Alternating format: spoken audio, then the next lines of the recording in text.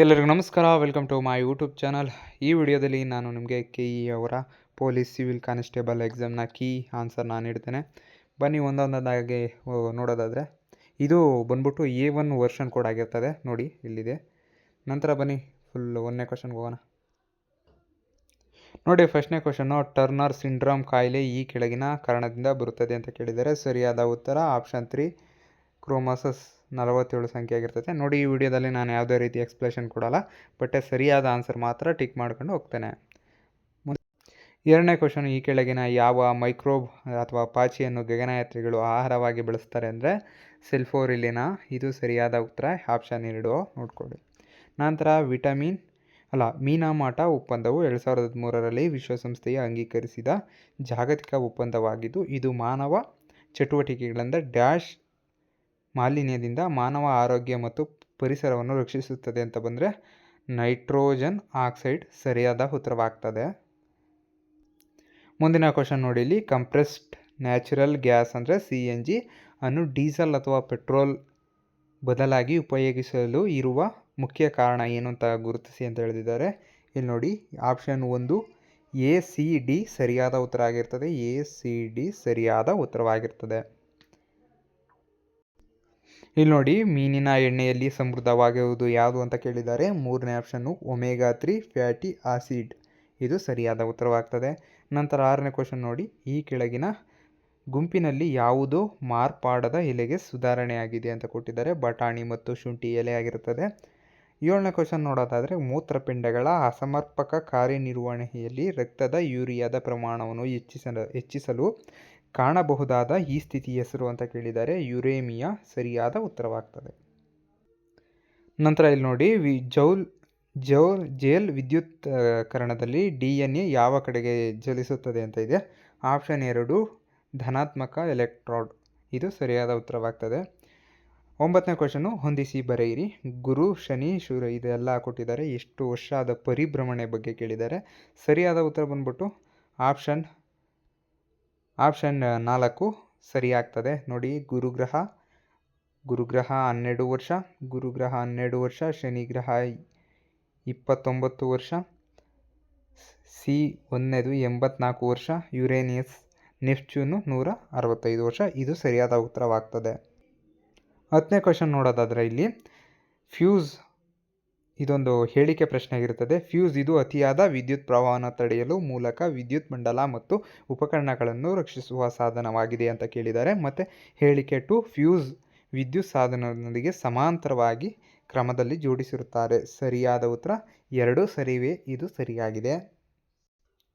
ಮುಂದಿನ ಪ್ರಶ್ನೆಯಲ್ಲಿ ನೋಡ್ಬೋದು, GPS ಬೆಂಬಲಿತ ಜಿಯೋ ಆಗ್ಮೆಂಟೆಡ್ ನ್ಯಾವಿಗೇಷನ್ ಅಂದರೆ ಗಗನ್ ಒಂದು ಉಪಗ್ರಹ ಆಧಾರಿತ ಆಗ್ಮೆಂಟೇಷನ್ ಸಿಸ್ಟಮ್ ಆಗಿದೆ. ಇದನ್ನು ಜಂಟಿಯಾಗಿ ಅಭಿವೃದ್ಧಿಪಡಿಸಿದವರು ಯಾರು ಅಂತ ಕೇಳಿದ್ದಾರೆ.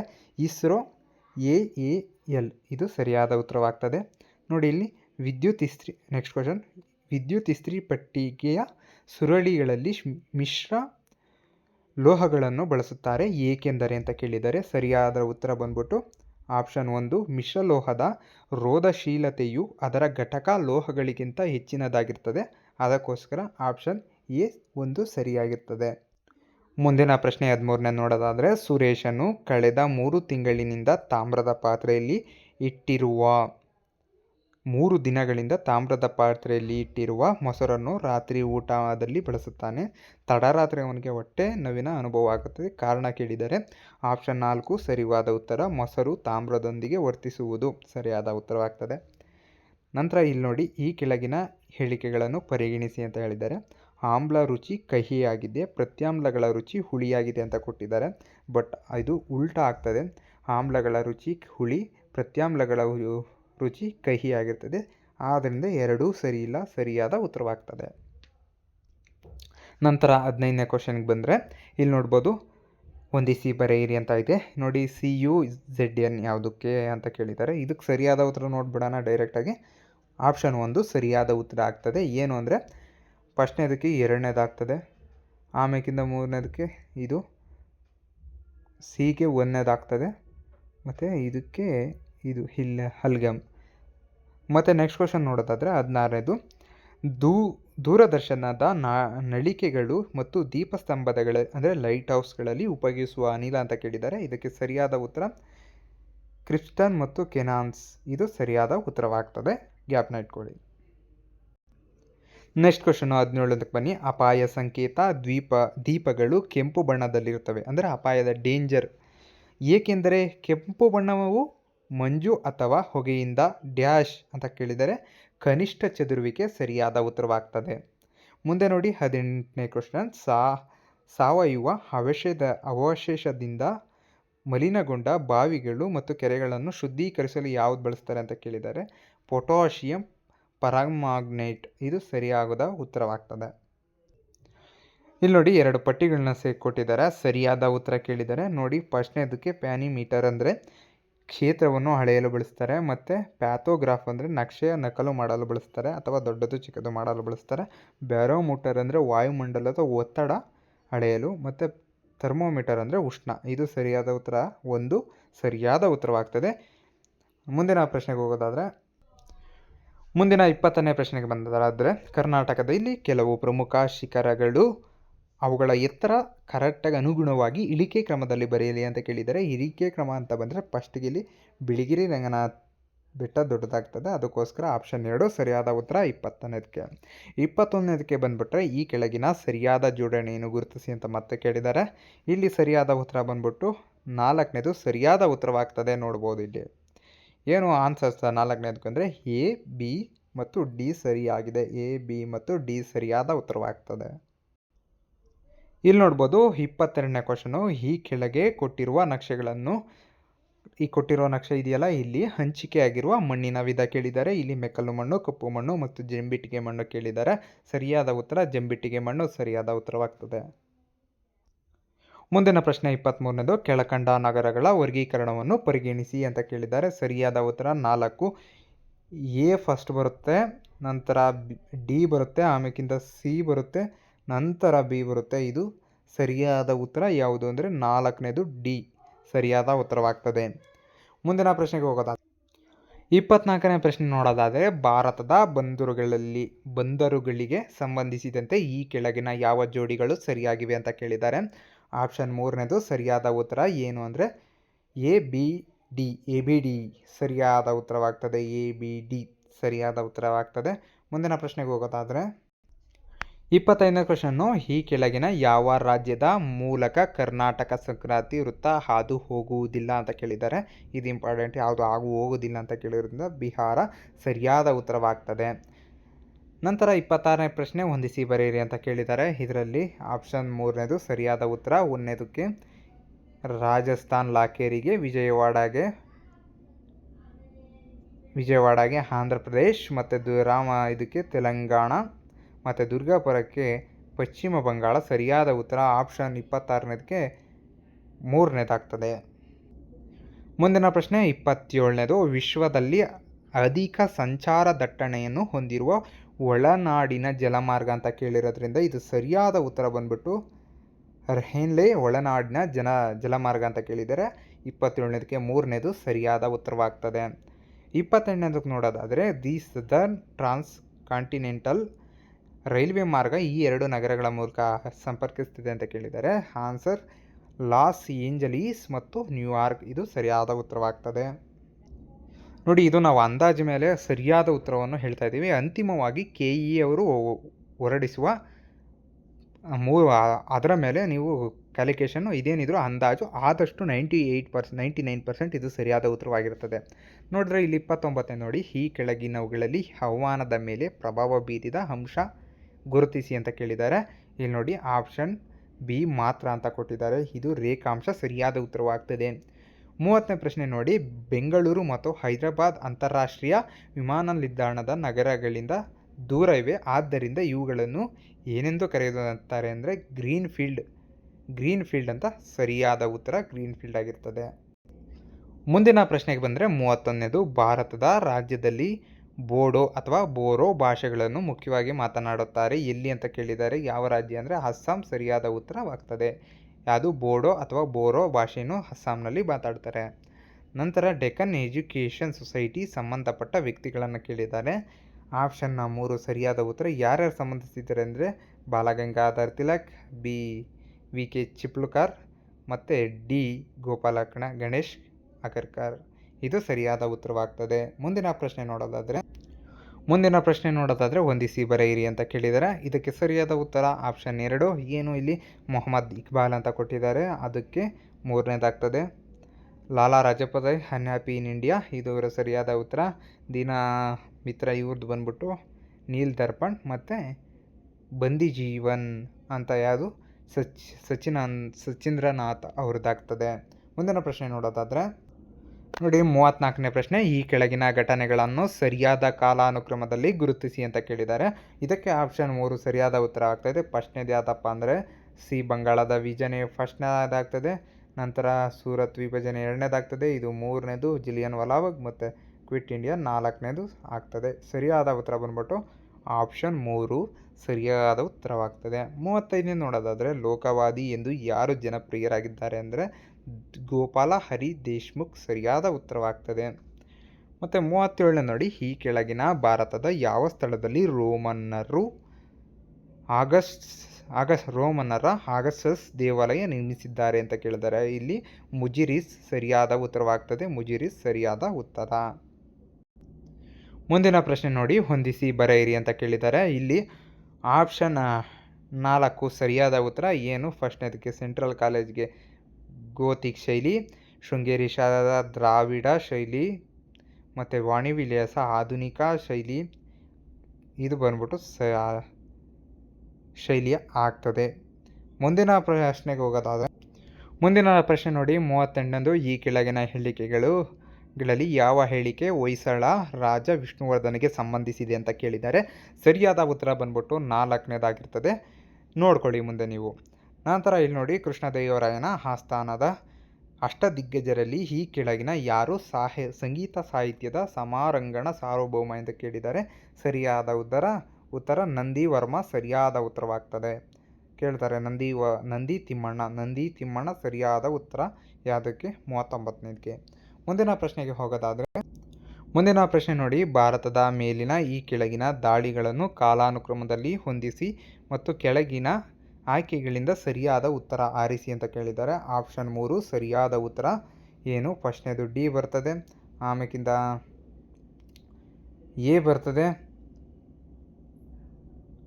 ಆಮೇಕಿಂದ ಇದು ಬಿ ಬರುತ್ತೆ. ಫಸ್ಟು ಬಿ ಬರುತ್ತೆ, ಆಮೇಕಿಂದ 2ನೇದು ಬರುತ್ತೆ, ಆಮೇಕಿಂದ 3ನೇದು ಬರುತ್ತೆ, ಆಮೇಕಿಂದ ಸಿ ಬರುತ್ತೆ. ಇದು ಸರಿಯಾದ ಉತ್ತರ. ಬಿ ಎ ಡಿ ಸಿ ಸರಿಯಾದ ಉತ್ತರವಾಗ್ತದೆ. ಮುಂದಿನ ಪ್ರಶ್ನೆಗೆ ಹೋಗೋದಾದರೆ ಈ ಕೆಳಗಿನ 41ನೇ ಕ್ವಶನು. ಈ ಕೆಳಗಿನ ಮೈಸೂರು ದಿವಾನರನ್ನು ಕಾಲಾನುಕ್ರಮದಲ್ಲಿ ಜೋಡಿಸಿ ಅಂತ ಕೇಳಿದ್ದಾರೆ. ಸರಿಯಾದ ಉತ್ತರ P N Krishnamurthy, V P Madhavrao, T Anandrao. ಸರಿಯಾದ ಉತ್ತರ ಆಪ್ಷನ್ 2 ಆಗ್ತದೆ.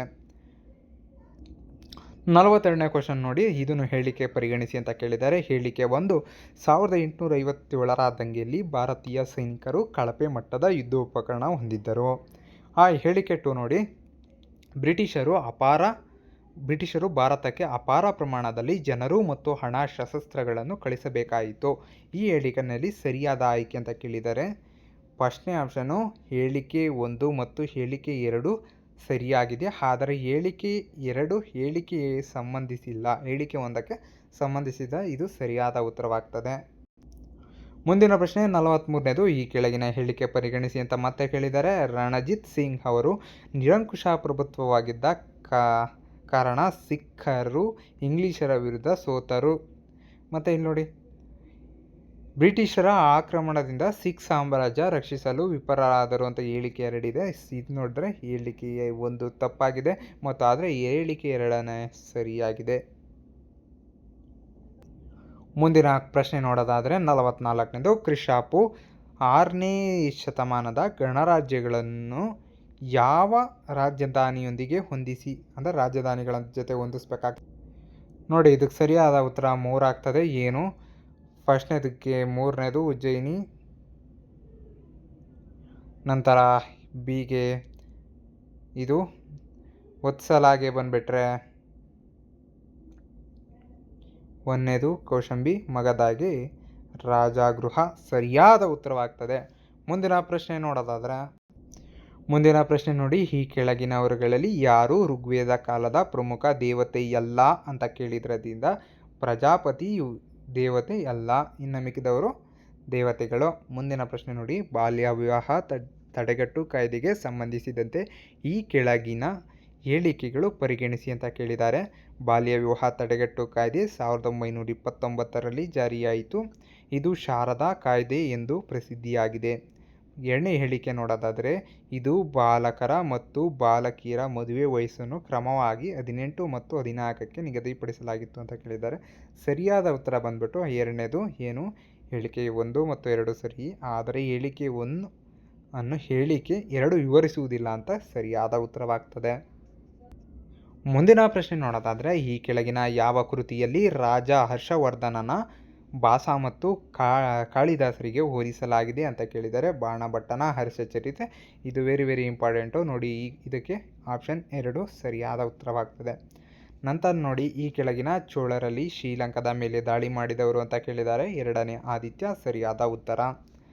ನಂತರ ನೋಡಿ, ಈ ಕೆಳಗಿನ 49ನೇ ಪ್ರಶ್ನೆ, ಈ ಕೆಳಗಿನ ಸ್ಮಾರಕಗಳಲ್ಲಿ ಯಾವುದು ಶೇರ್ ಶಾ ಸೂರಿಯಿಂದ ನಿರ್ಮಾಣಗೊಂಡಿಲ್ಲ ಅಂತ ಕೇಳಿದ್ರಿಂದ ಕುಷ್ಕ್ ಈ ಸಿರಿ ಅನ್ನೋದು ಸರಿಯಾದ ಉತ್ತರವಾಗ್ತದೆ. 50ನೇ ಪ್ರಶ್ನೆ ನೋಡೋದಾದರೆ, ಈ ಕೆಳಗನ್ನು ಹೊಂದಿಸಿ ಬರೆಯಿರಿ ಅಂತ ಕೇಳಿದ್ದಾರೆ. ಸರಿಯಾದ ಉತ್ತರ ಬಂದ್ಬಿಟ್ಟು 4 ಆಗ್ತದೆ. 4 ಪ್ರಶ್ನೆ ಹೇಗೆ ಅಮೃತ್ಸರ ನಗರದಲ್ಲಿ ಸ್ಥಾಪಿಸಿದ್ರು, ಯಾರು, ಗುರು ರಾಮದಾಸರು. ಗುರು ಅರ್ಜುನ ದೇವ ಎರಡನೇದು. ಹಾಗೆ ನೋಡಿ, ಇಲ್ಲಿ ನೋಡಿ ಆಪ್ಷನ್ ನೋಡ್ಕೊಳ್ಳಿ ನಿಮ್ಮದು ಸರಿ ಇದೆಯಾ ಅಂತ ನೋಡಿ. ಆಪ್ಷನ್ 4 ಸರಿಯಾದ ಉತ್ತರವಾಗ್ತದೆ 50ನೇ ಪ್ರಶ್ನೆಗೆ. ಮುಂದಿನ ಪ್ರಶ್ನೆಗೆ ಹೋಗೋದಾದರೆ ನೋಡಿ, ಇಲ್ಲಿ 51ನೇ ಪ್ರಶ್ನೆ ನೋಡ್ತಾ ಇದ್ದೀವಿ. ಈ ಪ್ರತಿಯೊಂದು ಆಕೃತಿ ಒಮ್ಮೆ ಮಾತ್ರ ಬಳಸಿಕೊಂಡು ಕೊಟ್ಟಿರುವ ಆಕೃತಿಗಳಲ್ಲಿ 3 ವರ್ಗ ಗುಂಪುಗಳನ್ನಾಗಿ ಮಾಡಿ ಅಂತ ಕೇಳಿದ್ದಾರೆ. ಸರಿಯಾದ ಉತ್ತರ ಬಂದ್ಬಿಟ್ಟು ಈ ಒಂದನೇದು ಯಾವುದು ಅಂದರೆ ಇವೆರಡು ಮತ್ತು ಇದು ಇದು ಇದು ಇದು ಮತ್ತು ಇದು ಸರಿಯಾದ ಉತ್ತರವಾಗಿರೋದ್ರಿಂದ ಆಪ್ಷನ್ ಎ ಸರಿಯಾದ ಉತ್ತರವಾಗ್ತದೆ. ನಂತರ ನೋಡಿ, 52ನೇ ಪ್ರಶ್ನೆ, ಪ್ರಶ್ನಾರ್ಥಕ ಚಿಹ್ನೆ ಇರುವ ಜಾಗದಲ್ಲಿ ಸಂಖ್ಯೆ ಭರ್ತಿ ಮಾಡಿ ಅಂತ ಕೇಳಿದ್ದಾರೆ. ನೋಡಿ, ಇದಕ್ಕೆ ಸರಿಯಾದ ಉತ್ತರ 68 ಸರಿಯಾದ ಉತ್ತರವಾಗ್ತದೆ. ಯಾರ್ಯಾರು 66 ಹಾಕಿದ್ದೀರಾ ನೋಡಿ, ಸರಿಯಾದ ಉತ್ತರ ಆಪ್ಷನ್ 4. ನಂತರ 53ನೇ ಕ್ವಶನ್, ಒಂದು ಶಂಕುವಿನ ವಕ್ರ ಮೇಲ್ಮೈ ವಿಸ್ತೀರ್ಣ 528 ಸೆಂಟಿಮೀಟರ್ ಸ್ಕ್ವೇರ್ ಹಾಗೂ ಇದರ ಓರೆ ಎತ್ತರ 12 ಸೆಂಟಿಮೀಟರ್ ಆಗಿದ್ದರೆ ಶಂಕುವಿನ ತ್ರಿಜ್ಯ ಎಷ್ಟು ಅಂತ ಕೇಳಿದ್ದಾರೆ. 14 ಸೆಂಟಿಮೀಟರ್ ಸರಿಯಾದ ಉತ್ತರವಾಗ್ತದೆ. 14. 53ನೇದಕ್ಕೆ 14 ಆನ್ಸರ್ ಸರಿ, ಎರಡನೇ ಆಪ್ಷನ್. ನಂತರ ನೋಡಿ, ಎಲ್ ಎಂದರೆ ಪ್ಲಸ್, ಎಂ ಎಂದರೆ ಮೈನಸ್ ಮತ್ತು ಎನ್ ಎಂದರೆ ಮೈನಸ್ ಎಂದಾದರೆ ಇದನ್ನು ಬಿಡಿಸಿದಾಗ ಬರೋ ಆನ್ಸರ್ 0 ಸರಿಯಾದ ಉತ್ತರ.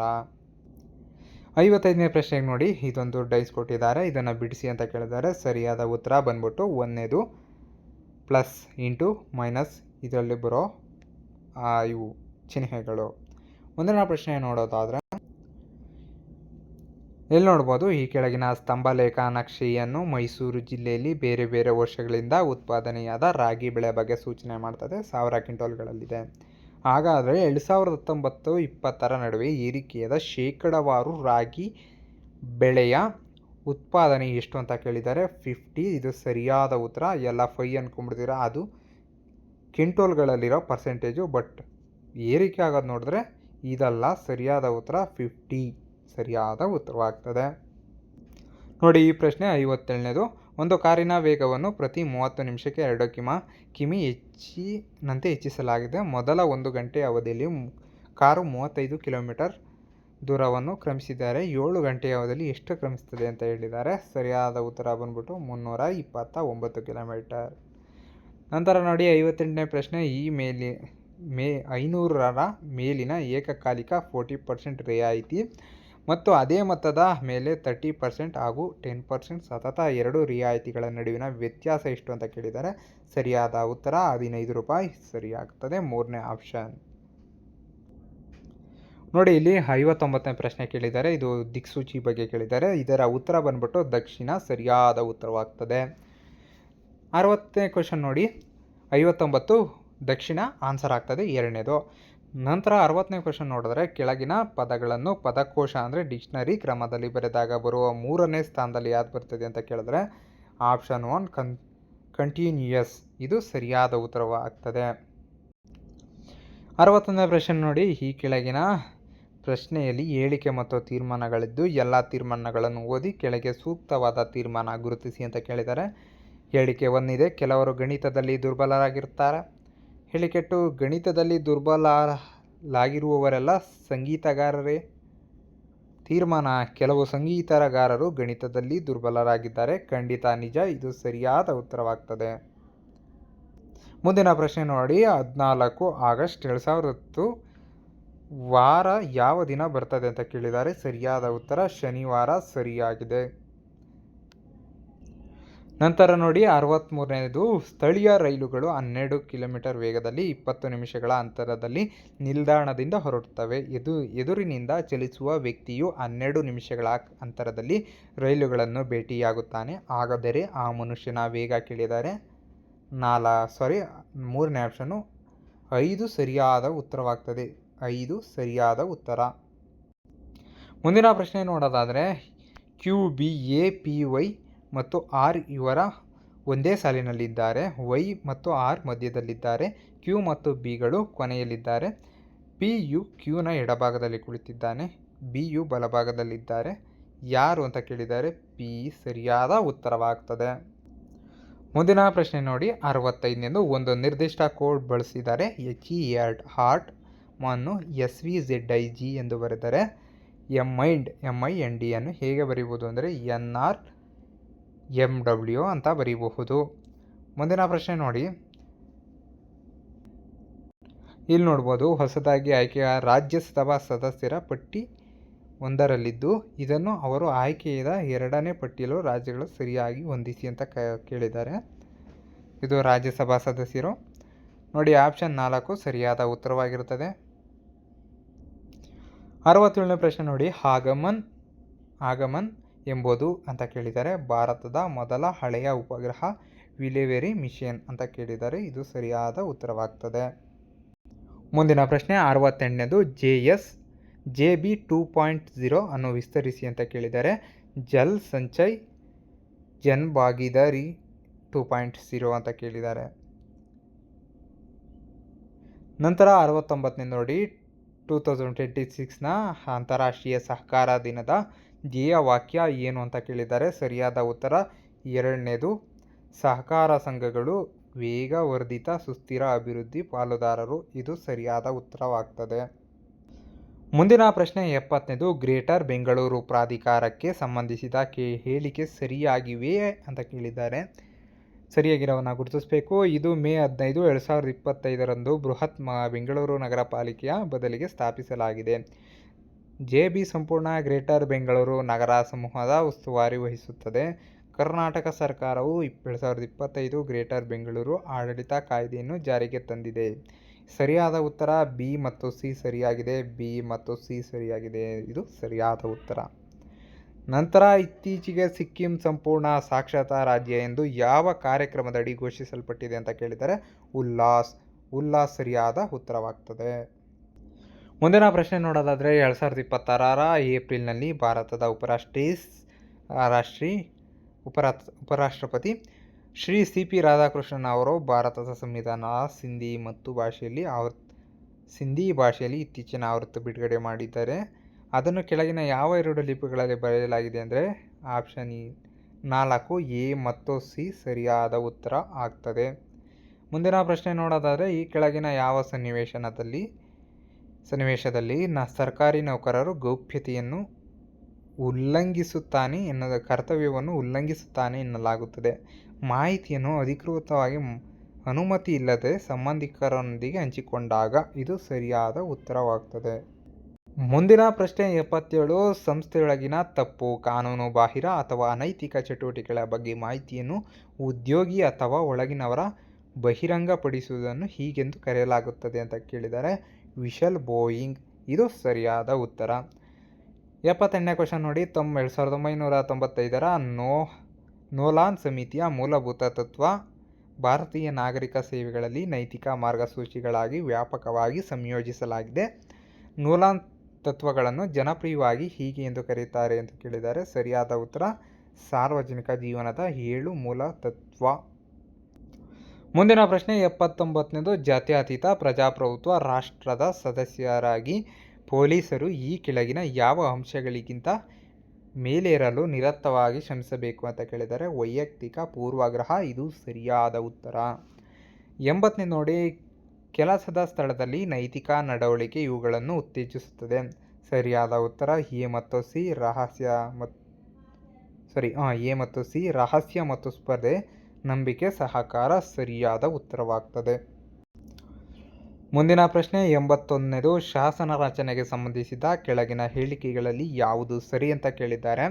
ಆಪ್ಷನ್ ಎ ನೋಡೋದಾದರೆ ಸಂಸತ್ತಿನಲ್ಲಿ ಎಲ್ಲ ವಿಷಯಗಳನ್ನು ಬಹುಮತದ ಆಧಾರದ ಮೇಲೆ ತೀರ್ಮಾನಿಸಬೇಕೆಂದು 101ನೇ ವಿಧಿ ಸಬ್ವಿಧಿ 1ನೇ ವಿಧಿಯಲ್ಲಿ ತಿಳಿಸಲಾಗಿದೆ. 107ನೇ ವಿಧಿಯನ್ವಯ ಹಣಕಾಸು ಮಸೂದೆಯನ್ನು ಸಂಸತ್ತಿನ ಎರಡೂ ಸದನದಲ್ಲಿ ಮಂಡಿಸಬಹುದು ಮತ್ತು ಸಂಸತ್ತಿನಲ್ಲಿ ಅಧಿವೇಶನ ಮುಕ್ತಾಯಗೊಂಡರೂ ಅದು ಕಾಯ್ದೆ ಮಸೂದೆ ಇರುತ್ತಲ್ಲ ಜೀವಂತವಾಗಿರುತ್ತದೆ ಅಂತ ಹೇಳಿದ್ದಾರೆ. ಸರಿಯಾಗಿದೆ. ನಂತರ ಡಿ ನೋಡೋದಾದರೆ ಸಂಸತ್ತಿನ ಉಭಯ ಸದನಗಳ ಪರಿಶೀಲನೆ ನಂತರ ಮಸೂದೆ ಕಾಯ್ದೆಯಾಗಿ ಜಾರಿಗೆ ಬರುತ್ತದೆ ಅಂತ ಹೇಳಿದ್ದಾರೆ. ಆದರೆ ಬರೋದಿಲ್ಲ. ಮಸೂದೆ ಜಾರಿಗೆ ಆಗಬೇಕು ಅಂದರೆ ಏನಾಗಬೇಕು ಅಂದರೆ ಕಾಯ್ದೆಯಾಗಿ ಜಾರಿಗೆ ಬರಬೇಕು ಅಂದರೆ ರಾಷ್ಟ್ರಪತಿಗಳ ಅಂಕಿತ ಆಗಬೇಕಾಗುತ್ತೆ. ಉಭಯ ಸದನಗಳ ಪರಿಶೀಲನೆ ಆದ ಮೇಲೆ. ಸರಿಯಾದ ಉತ್ತರ ಬಂದ್ಬಿಟ್ಟು 4 ಎ ಮತ್ತು ಸಿ ಸರಿಯಾಗಿದೆ. ಮುಂದಿನ ಪ್ರಶ್ನೆ 82, UPSCಯ ಸದಸ್ಯರನ್ನು ಯಾರು ನೇಮಕ ಮಾಡುತ್ತಾರೆ ಅಂತ ಕೇಳಿದ್ದಾರೆ. 1ನೇದು ಭಾರತದ ರಾಷ್ಟ್ರಪತಿ. ಸರಿಯಾದ ಉತ್ತರ. ನಂತರ ಈ ಕೆಳಗಿನ ಯಾವುದನ್ನು ಸಂವಿಧಾನದ 7ನೇ ಅನುಸೂಚಿಯಲ್ಲಿ ಸೇರಿಸಲಾಗಿದೆ ಅಂತ ಕೇಳಿದ್ದಾರೆ. ನೋಡಿ, ಇದರಲ್ಲಿ ಕೇಂದ್ರ ಪಟ್ಟಿ, ಸಮವರ್ತಿ ಪಟ್ಟಿ ಮತ್ತು ರಾಜ್ಯ ಪಟ್ಟಿ ಎಲ್ಲ ಬರುತ್ತದೆ. ಅದಕ್ಕೋಸ್ಕರ 4 ಸರಿಯಾದ ಉತ್ತರ. ನಂತರ ಸಂಸದೀಯ ಸರ್ಕಾರ ಪದ್ಧತಿಯ ಕಾರ್ಯಾಂಗವು ಯಾವುದಕ್ಕೆ ನೇರವಾಗಿ ಹೊಣೆಯಾಗಿರಬೇಕು ಅಂದರೆ ಶಾಸಕಾಂಗಕ್ಕೆ ನೇರವಾಗಿ ಹೊಣೆಯಾಗಿರಬೇಕಾಗ್ತದೆ. ಸರಿಯಾದ ಉತ್ತರ 84 2 ಆಗ್ತದೆ. ಮುಂದಿನ ಪ್ರಶ್ನೆ 85, ಭಾರತದ ಸಂವಿಧಾನದ ಎಷ್ಟನೇ ಭಾಗವು ತುರ್ತು ಪರಿಸ್ಥಿತಿ ಬಗ್ಗೆ ಸಂಬಂಧಿಸಿದ ನಿಯಮಗಳನ್ನು ಒಳಗೊಂಡಿದೆ ಅಂತ ಕೇಳಿದ್ದಾರೆ. ಸರಿಯಾದ ಉತ್ತರ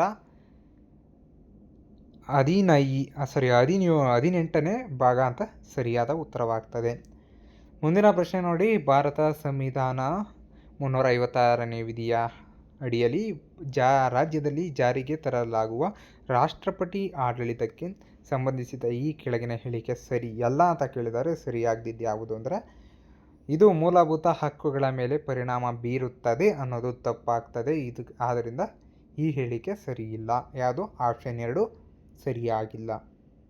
ಮುಂದಿನ ಪ್ರಶ್ನೆ ನೋಡೋದಾದರೆ 87ನೇದು, ಸಂವಿಧಾನ ರಚನಾ ಸಭೆಯ ಶಾಶ್ವತ ಅಧ್ಯಕ್ಷರಾಗಿ ಡಾಕ್ಟರ್ ರಾಜೇಂದ್ರ ಪ್ರಸಾದ್ ಅಧಿಕಾರ ವಹಿಸ್ತಾರೆ. ಆದರೆ ಮೊದಲು ಯಾರು ಹಂಗಾಮಿ ಅಧ್ಯಕ್ಷರಾಗಿದ್ದರು ಅಂದರೆ ಸಚ್ಚಿದಾನಂದ ಸಿನ್ಹಾ. ಸರಿಯಾದ ಉತ್ತರ. ಕೆಳಗಿನ ಹೇಳಿಕೆ ಪರಿಗಣಿಸಿ ಅಂತ ಕೇಳಿದ್ದಾರೆ. ಆಪ್ಷನ್ ಎ, ಭಾರತ ಸಂವಿಧಾನವು ಅದರ ಮೂಲ ಸಂರಚನೆಯನ್ನು ಸಂಯುಕ್ತ ವ್ಯವಸ್ಥೆ, ಜಾತ್ಯತೀತವಾದ ಮೂಲಭೂತ ಹಕ್ಕುಗಳು, ಪ್ರಜಾಪ್ರಭುತ್ವ ನೆಲೆಗಳನ್ನು ವ್ಯಾಖ್ಯಾನಿಸುತ್ತದೆ. ಮತ್ತು 2ನೇದು, ಭಾರತದ ಸಂವಿಧಾನ ನಾಗರಿಕರ ಸ್ವಾತಂತ್ರ್ಯಗಳನ್ನು ರಕ್ಷಿಸಲು ಮತ್ತು ಸಂವಿಧಾನಕ್ಕೆ ಆಧಾರವಾಗಿರುವ ಆದರ್ಶಗಳನ್ನು ಎತ್ತಿ ಹಿಡಿಯಲು ನ್ಯಾಯಿಕ ವಿಮರ್ಶೆಯಂಗ ಕಲ್ಪಿಸಿದೆ ಅಂತ ಕೇಳಿದ್ದಾರೆ. ಆದರೆ ಇಲ್ಲಿ ಬಿ ಮಾತ್ರ ಸರಿ ಅಂತ ಇದು ಸರಿಯಾದ ಉತ್ತರ. ಮುಂದಿನ ಪ್ರಶ್ನೆ ನೋಡಿ, ಹೊಂದಿಸಿ ಬರೆಯಿರಿ ಇದೆ. ಇದು ಸರಿಯಾದ ಉತ್ತರ ನೋಡೋದಾದರೆ 3ನೇದು ಏನಪ್ಪ. 1ನೇದು ಸಮಾನತೆ, ಸಾರ್ವಜನಿಕ ಉದ್ಯೋಗದಲ್ಲಿ ಸಮಾನತೆ 16ನೇ ವಿಧಿ. ಅಲ್ಪಸಂಖ್ಯಾತರ ಇದು ಹಕ್ಕು ಯಾವುದು ಅಂದರೆ 29ನೇ ವಿಧಿ. ವೈಯಕ್ತಿಕ ಸ್ವಾತಂತ್ರ್ಯದ ಹಕ್ಕು 23ನೇ ವಿಧಿ. 21ನೇ ವಿಧಿ. ಶೋಷಣೆ ವಿರುದ್ಧ ಹಕ್ಕು 23ನೇ ವಿಧಿ ಆಗ್ತದೆ. ಇದು ಸರಿಯಾದ ಉತ್ತರ. ನಂತರ ನೋಡಿ 90ನೇ ಪ್ರಶ್ನೆ, ಭಾರತದ ಒಕ್ಕೂಟದ ರಾಷ್ಟ್ರಪತಿಯನ್ನು ಚುನಾಯಿಸುವವರು ಯಾರು ಅಂತ ಕೇಳಿದ್ದಾರೆ. ಆಪ್ಷನ್ 2 ಸರಿ. ಸಂಸತ್ತು, ರಾಜ್ಯ ವಿಧಾನಸಭೆಗಳ ಮತ್ತು ದೆಹಲಿ ಹಾಗೂ ಪುದುಚೇರಿ ಕೇಂದ್ರಾಡಳಿತ ಪ್ರದೇಶಗಳ ವಿಧಾನಸಭಾ ಚುನಾಯಿತ ಸದಸ್ಯರು ಅಂದರೆ MLA ಮತ್ತು MPಗಳು ಸೆಲೆಕ್ಟ್ ಮಾಡ್ತಾರೆ ಯಾರನ್ನ, ರಾಷ್ಟ್ರಪತಿಯನ್ನು. ಮುಂದಿನ ಪ್ರಶ್ನೆ ನೋಡೋದಾದರೆ 91ನೇದು, ಕೆಳಗೆ ನೀಡಿರುವ ಕೇಂದ್ರಾಡಳಿತ ಪ್ರದೇಶಗಳಲ್ಲಿ ಯಾವುದು ರಾಜ್ಯಸಭೆಯಲ್ಲಿ ಪ್ರಾತಿನಿಧ್ಯತೆ ಹೊಂದಿಲ್ಲ ಅಂತ ಕೇಳಿರೋದ್ರಿಂದ ಸರಿಯಾದ ಉತ್ತರ ಚಂಡೀಗಢ, ಲಕ್ಷದ್ವೀಪ್, ಲಡಾಖ್. ಮುಂದಿನ ಪ್ರಶ್ನೆಗೆ ಹೋಗೋದಾದರೆ ನೋಡಿ, ಇಲ್ಲಿ ನೋಡ್ಬೋದು 92ನೇ ಪ್ರಶ್ನೆ, ಭಾರತದ ಸರ್ಕಾರದ ಅತ್ಯುನ್ನತ ಕಾನೂನು ಸಲಹೆಗಾರ ಯಾರು ಅಂತ ಕೇಳಿದ್ದಾರೆ. ಅಟಾರ್ನಿ ಜನರಲ್ ಆಗಿರ್ತಾರೆ. ನೋಡಿ, ಇನ್ನೂ ಯಾರು ನಮ್ಮ ಚಾನಲ್ನ ಸಬ್ಸ್ಕ್ರೈಬ್ ಮಾಡಿಲ್ಲ, ದಯವಿಟ್ಟು ನಮ್ಮ ಚಾನಲ್ನ ಸಬ್ಸ್ಕ್ರೈಬ್ ಮಾಡಿ.